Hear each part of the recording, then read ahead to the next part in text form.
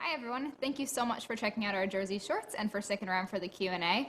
I'm very excited to welcome our filmmakers, so please join me in welcoming J.G.M. Pietro, Director of Best Picture. Hi, everybody. I'm glad to be here. We're glad to have you. We have Marcus Swanson, Director of Great Notch Inn. Happy to be here. Hello. Hello. We have Jamie Deradorian Delia, Director of A Little Mess. Yeah, really excited to be here, and you got my name right. That's incredibly impressive. Woo! Nice. Thank you. Tessa Slovis, Director of Pizza Party. Hi, excited to be here. Hello. Kevin Mead, Director of Sunday Dinner. Hey, what's up? Thanks for having me, us. Thanks. Thanks for being here. Ryan Martin Brown, Director of Tired Eyes. Hi, thanks for having me. Hello. Will Carrington, Director of The Woodpecker. Hello. Hello. And Jake Goycochea, Director of The Woodpecker. Hi, thank you. Thank you. So thank you again for all being here, for sharing our films with us. I want to dive right in. We have such an incredible mix of both fiction and documentary features in this programs.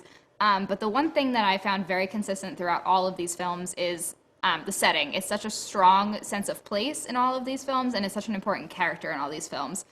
So I'd love to hear from all of you, both where the idea from your story came from and how, you found your subjects and your characters, but also setting the scene both in the script and on your shoot itself, just kind of how you found your look and feel of the film. So Jay, let's start with you in Best Picture.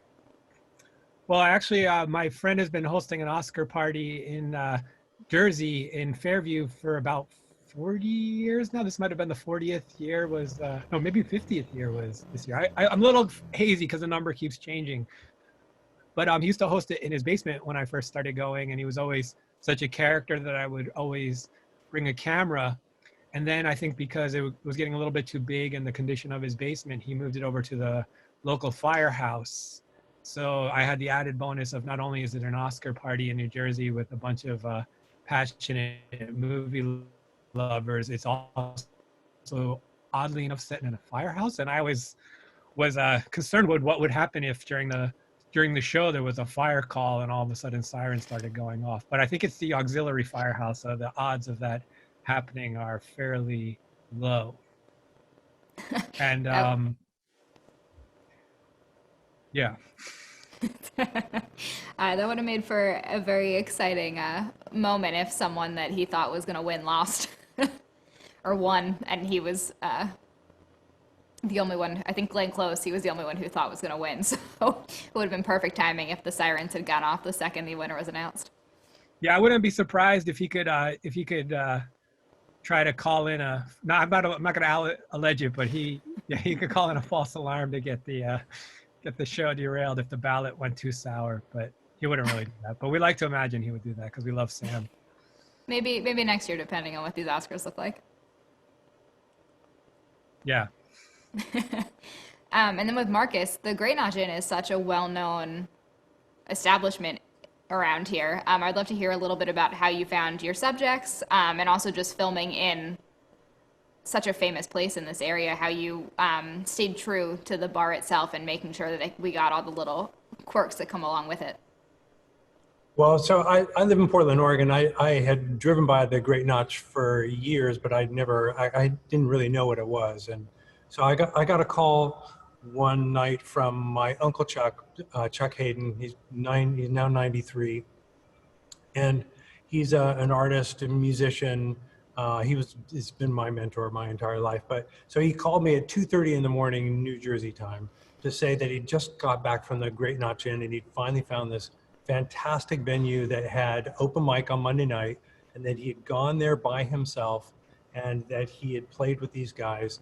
They're all like bikers and all these crazy, like just really hardcore musicians. And Michael's just a teeny little guy. And so I'm trying to envision what this was all about. And so a couple of weeks later, I flew out to take him again on a Monday night, help him up the stairs because he's in a walker, and just got to see what this place was like. It's just a raucous, like live band. The music is screaming in your ears, and it's like it's got old neon all over the place. And originally that bar was just kind of a shack that was going to be torn down, and they rolled they rolled the whole bar across Highway 46 on logs to establish where it is now. And the grandson still runs the bar.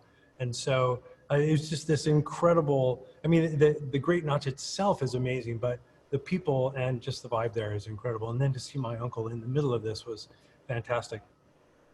I was kind of inspired to do this film because it wasn't just the environment and the people that were there, but the way that they responded to my uncle and the way my uncle seemed to, I mean, after like 2 or 3 nights there, he knew everyone's name. They would all come up and shake his hand.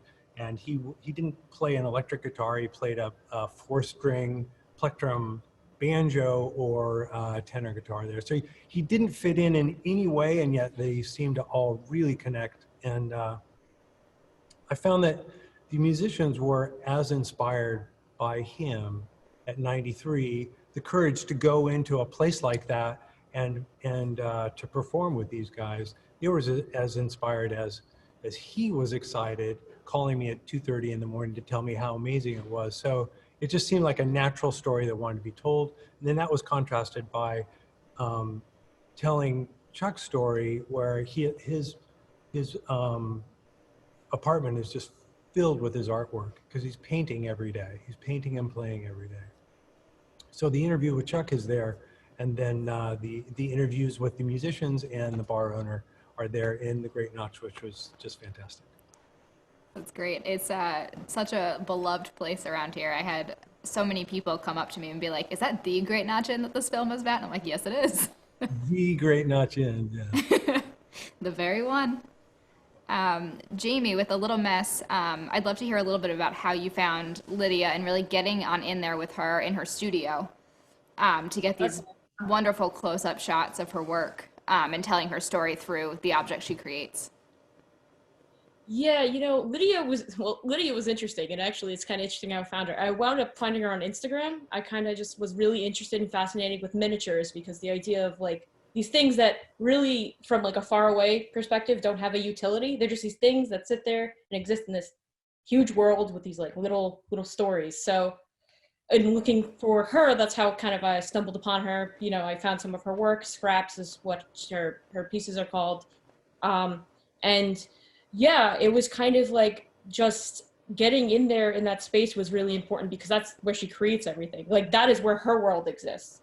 And the context of that is that she doesn't like, you know, nothing from the outside world except these like little pieces of history in her past and her childhood come in, and she creates them into these like these objects from memory. And, you know, it was kind of just like super important to be as close as humanly possible to her, and like to see her, you know, artistry and whatnot. And yeah, that was, you know, how I found her, but also how I kind of decided to use her artistry throughout the film, is kind of being really intimate with the camera.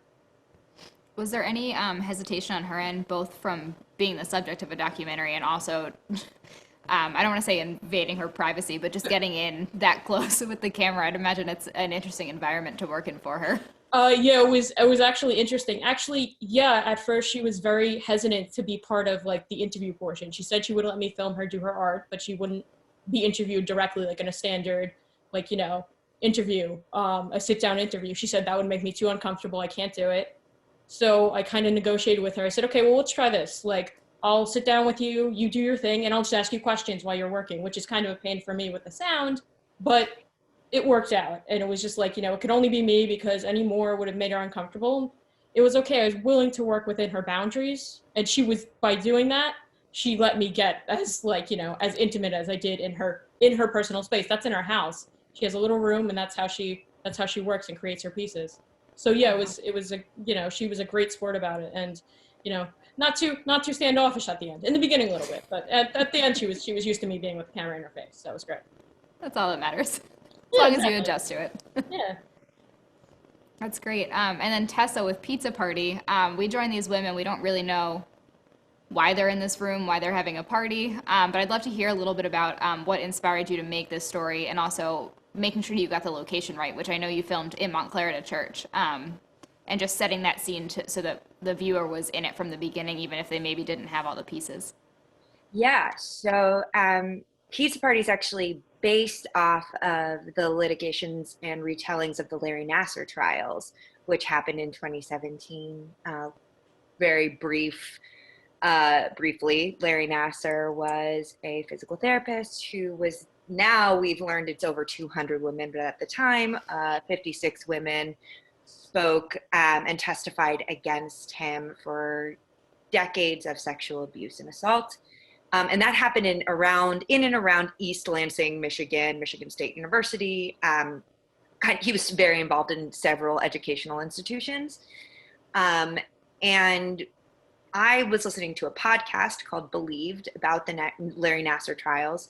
And one thing that they detailed in the podcast was that the night before the trials began, the litigators actually hosted the women for pizza, which I found mind-boggling and fascinating. And this idea of the friction between this kind of carbo loading before an athletic match, right? There are gymnasts and the innocence of that, and then also kind of Larry Nassar's insidious acts. And I grew up in the Montclair public school system, and I'm a sexual assault survivor as well. And for me to kind of fictionalize it or add a layer of fiction, I was like, well, what would be the kind of place similar to East Lansing where it was like, it would never happen here. And because I'm so tethered to Montclair in that way, I was like, I live in LA now, but I was like, I need to come home. I need to shoot it at home. And it's my first film, so it felt really nurturing to shoot it in down the street from my house. So we shot it in St. Luke's Church in the choir room. And the reason why we chose that location was because we love the idea of the religious regalia kind of being in the background of the space. And the St. Luke's choir room is stunningly beautiful, all natural light. So most of it was shot in natural light, handheld. And there was just this very deep personal connection to doing it at home, and then in particular this space that felt it's so sanctified, it's such an empowering, beautiful space of worship, and yet here we are kind of unraveling this really kind of tragic event. So that was the impetus around the location. Yeah, and it starts out so innocent too, and then the more you watch, the more you realize, oh wait, yeah, this isn't just a casual pizza party. Yeah, I wanted viewers to kind of not know what was happening until all of a sudden all of the women come together. It really is about courage and numbers and solidarity. And once that comes together, their power kind of opens up this storyline, and you're like, oh my God, it's shoot, like this is what this thing is about. And by that time we love the characters, so we're kind of invested in what's going to happen. Yeah, definitely. Kevin, we're switching gears to some comedy here with Sunday Dinner. It's such a fun and relatable concept because both Italian and not, who doesn't, gather for a Sunday dinner, and when you've got family involved, you never know what's going to happen. But I'd love to hear a little bit about where this idea came from, and also setting it around this one central location and just keeping the camera in tight where the tension is building, and not really having any room to breathe. Yeah, sure. Well, the script, as a director, it's not too often, I think, at least early on, that like a script comes somewhat fully formed, that you don't have to work for years to find it or write it or get it made or whatever. So the writer and the star, Don Finelli, he had been trying to get this made for a long time, and I just sort of like stumbled into it. And the first time that I read it, it's just one of those things that we have enough crossover, I think, in our family background that when I was reading the characters, it just sounded like my aunts and my uncles and my cousins. And I knew exactly what that house looked like. I'd eaten that dinner a million times before. And then it just kind of became about trying to honor that as much as possible and, make fun of those memories and cherish them at the same time. Kind of how those families, my family, that's how we treat each other. Try to hold each other accountable. You make fun of each other, and that's part of the love process. But also when push comes to shove, those are the people that if you're going to get in a fight, those are the people who are willing to stick around to see it all the way through. But it really came that was me just sort of like seeing my own family reflected back to me, which was like a happy coincidence. But I think way more than that, this is rooted in Don's experience and in his family. On that note, really quick, just super quick, you can't be with us, obviously, but, you know, we're all excited, but I think Don is especially excited to be part of this festival because he's from Jersey. He just has a quick message he wants me to read. Don would like me to formally shout out his in-laws, Montclair residents Kay and Peter. Shout out to Java Love for a solid matcha latte, Sandwich Theory for their number 2 on ciabatta, and Tinga for their impossible meat burrito. Make it wet, thank you. You just wanted me to get some local flavor in there, but yeah.